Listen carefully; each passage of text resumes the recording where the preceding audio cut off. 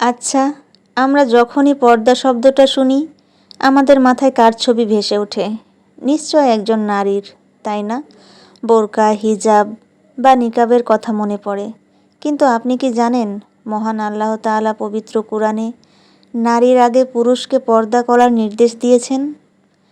হ্যাঁ, পুরুষের জন্য পর্দা করা ফরজ। আজ আমি রাশেদ নামের এক যুবকের গল্প শোনাব, যে আপনার আর আমার মতোই ভাবত পর্দা মানেই শুধু মেয়েদের বিষয়। রাশেদ তখন ভার্সিটির থার্ড ইয়ার। সুদর্শন, লম্বা আর ধারালো চেহারার কারণে ক্যাম্পাসের অনেকেই তার দিকে তাকিয়ে থাকত। রাশেদ এটা জানত আর মনে মনে বেশ গর্ববোধ করত। তার ধারণা ছিল ইসলামে পর্দা শব্দটা কেবল মেয়েদের জন্যই বরাদ্দ। ছেলেরা তো ছেলেই, তারা যে কোনো পোশাক পরতে পারে, যে কোনো দিকে তাকাতে পারে। একদিন বিকালে রাশেদ তার বন্ধু জাহিদের সাথে ক্যাম্পাসের মাঠে বসেছিল। পাশ দিয়ে কয়েকজন ছাত্রী হেঁটে যাচ্ছিল। রাশেদ তাদের দিকে তাকিয়ে একটা মন্তব্য করল এবং হাসল। পাশে বসা জাহিদ ছিল একটু গম্ভীর আর দিনদার প্রকৃতির। রাশেদের কাঁধে হাত রেখে নরম গলায় বলল, রাশেদ, তুই কি জানিস আল্লাহ তাআলা কুরআনে নারীর আগে পুরুষকে পর্দা করার নির্দেশ দিয়েছে?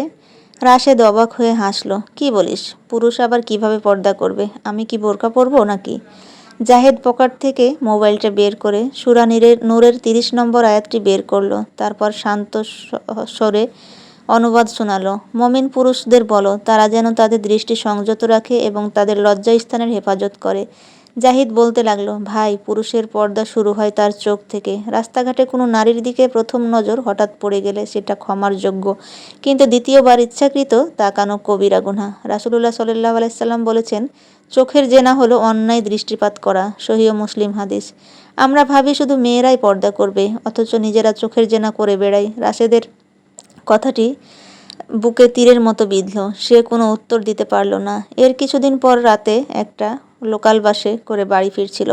বাসটিতে প্রচণ্ড ভিড় ছিল। এক পর্যায়ে এক তরুণী বাসে উঠল। একদম রাশেদের গা ঘেঁষে দাঁড়াতে হলো। রাশেদের সামনে সুযোগ ছিল একটু সরে দাঁড়িয়ে মেয়েটিকে জায়গা দেওয়ার, কিন্তু শয়তান তার মনে কুমতলব দিল। সে ভাবল, ভিড়ের মধ্যে একটু ছোঁয়া লাগলে তো কিছু বুঝবে না। ঠিক তখনই রাশেদের মাথায় জাহিদের সেই কথাগুলো ভেসে উঠল। লজ্জাস্থানের হেফাজত করা এবং দৃষ্টি নিচু রাখা পুরুষের ফরজ পর্দা। হঠাৎ রাশেদের মনে হলো, আল্লাহ তাকে দেখছেন। আজ তার নিজের বোনের সাথে কেউ বাসে এমন করত। লজ্জায় আর অনুশোচনায় রাশেদের কপাল ঘেমে উঠল। সে তৎক্ষণাৎ নিজের চোখ নিচু করল এবং কষ্ট করে হলেও নিজের শরীরকে গুটিয়ে মেয়েটির থেকে দূরত্ব বজায় রাখল। নিজের সিটটা ছেড়ে দিয়ে মেয়েটিকে বসতে দিল এবং নিজ দরজার কাছে গিয়ে দাঁড়ালো।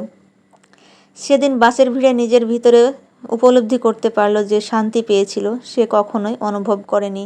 বুঝতে পারল কাপড়ের পর্দার চেয়েও কঠিন হলো মনের আর চোখের পর্দা।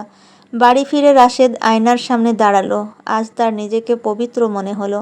সে বুঝতে পারল একজন পুরুষ তখনই প্রকৃত পুরুষ হয়ে ওঠে যখন সে আল্লাহর ভয়ে